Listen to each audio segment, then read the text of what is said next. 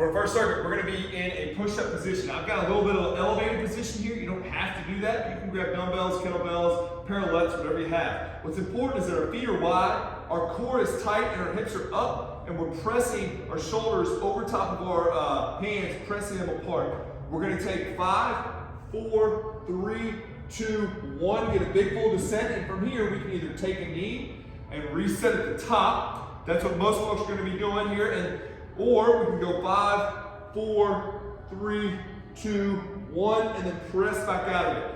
Now obviously pressing back out is going to be a lot more challenging, and we may not get all of our reps that way. So if we can get 1 or 2, great, let's do it, and then we can take our knee. There's no shame in taking the knee. Don't try to be the tough guy. I want the form perfect. Don't let yourself get here and take your pelvis down before your chest. Don't get way up here. Don't get your elbows out. Be strict. Pull yourself down in. Pull your shoulder blades together. Reset at the top. We're only doing 5 of these, so I want 5 good ones. Take a 5-second descent. 4, 3, 2, 1. Pop back up. From there, you can either get a band or a cable. We're going to pull, get some tension out in the cable or the band. Okay? I don't want to be into the cable. Don't turn into the cable. Turn out from the cable a little bit. We're getting a split stance. Press out. And we're going to get our shoulder blades working in opposition to one another. So working that rotation. 1 pushes, 1 pulls. And I'm working that rotation. Eccentric push-up, 5 each there. Then we're going to do 8 to 10 here on each side. So those 2 go together. From there, we're going to come here. I've got a little elevated position, a towel, and a kettlebell. You can use a dumbbell, kettlebell, whatever you have. I'm going to drop into my hips, and my upper body is going to be parallel to the ground. I have a thumbs down grip here, and I'm going to row. My lower body doesn't move. I'm pushing the blocks down, so I'm active with my legs. Squeezing the shoulder blades together, let them out. Shoulder blades together, let them back out. I do not want the kettlebell to touch the ground. If the kettlebell's touching the ground, let's build higher blocks. Stand on the bench, get another plate, whatever you need to do. Okay? Keep the weight in those legs. So the legs should be feeling this as well, because they're our foundation. So they're holding our body up while our shoulder blades right around that rib cage. From there, we're going over to the TRX. Okay? We're going to set it, we're going to lie directly underneath it, and we're going to hold an isometric row for 15 seconds. So get your chest all the way down, and then just pick yourself up and row. Hold it. Try not to squeeze your hands very hard on the handle. Just make them hooks. Pull those shoulders and elbows back. Use that core. Drive your feet into the ground. Let that whole backside hold you for 15 seconds. And then we'll be right back onto our, go right back into that circuit. So you don't have to rest too long. All right, so we do 2 pushes together and then 2 pulls together. We got 4. Okay, right. So for our next circuit, we're going to have 2 kettlebells. We're going to have a rack position. So you're going to have them up here. You can have your elbows up. You can have your elbows down. We do not want our elbows out to the side. So we're going to hold here. Our idea here is to keep our chest tall. We're going to have a little curtsy lunge.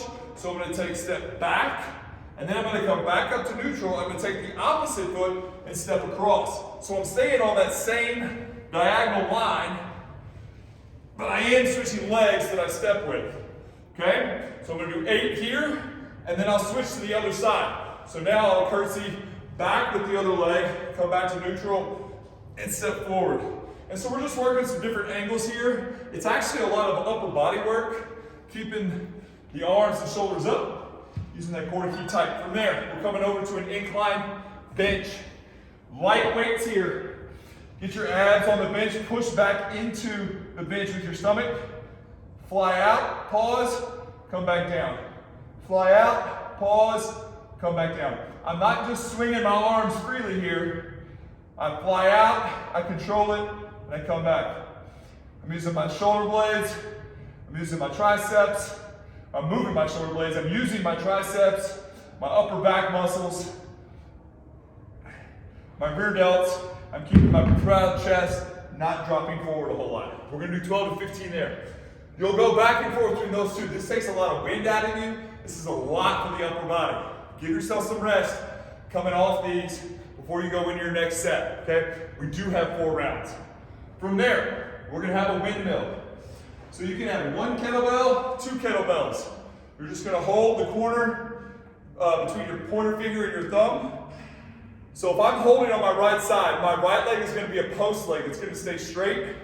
My left toe will turn out, and I'm going to press up and away from my body as I reach down, and then I'm going to pull back up and pull that elbow back to my body. So it's all about the relation of where my elbow goes to my body. My elbow's going to go away from my body, and it's going to come right back. Down, turn, and press towards the ceiling. Look towards the ceiling, come back up. If you want to spice this up, you can grab another kettlebell and hold low, and then you've got 2 weights pulling on you.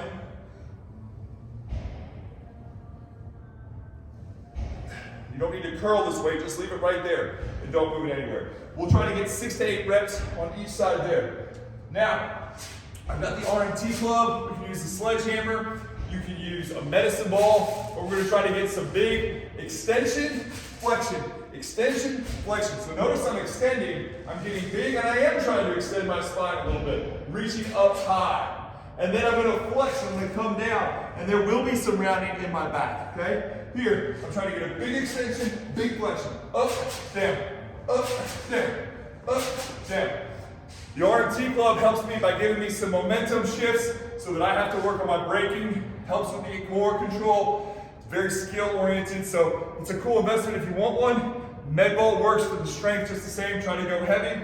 Sledgehammers can work on the tire, it's fantastic. We're trying to get that power flexion and then the power back up on the rebound. So 10 to 20 reps there depending upon what you're using. Then we're gonna have a little shuffle step. So I'm gonna go down in a split squat and I'm gonna get down on my toes. I want my heels off the ground.